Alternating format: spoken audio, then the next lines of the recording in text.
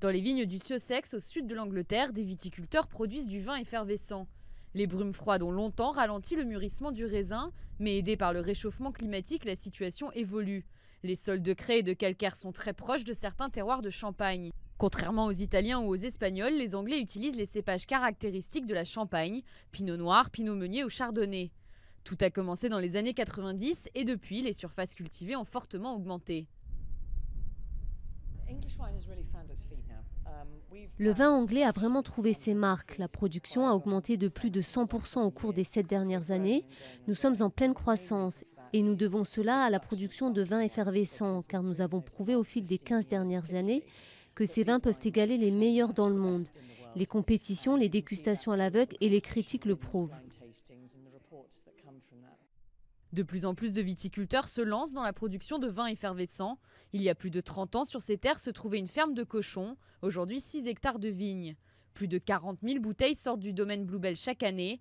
En raison du climat, il est très difficile pour les viticulteurs de produire du vin classique. Kevin Sutherland a choisi le vin effervescent et insiste sur la qualité.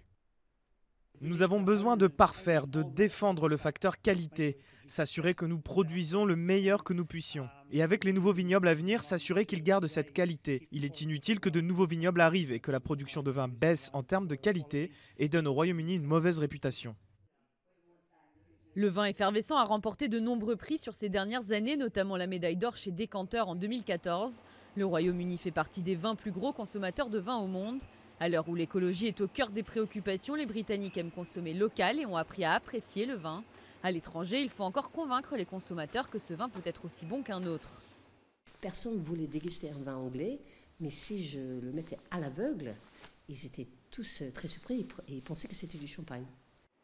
Pendant longtemps, la production était réservée à quelques viticulteurs courageux. Aujourd'hui, le secteur se professionnalise, de plus en plus de jeunes suivent des formations. Les nouvelles compétences et la technicité ont permis d'affiner la qualité du vin. La production du pays représente aujourd'hui plus de 6 millions de bouteilles. Une petite bulle économique en comparaison des 300 millions de bouteilles de champagne produites chaque année.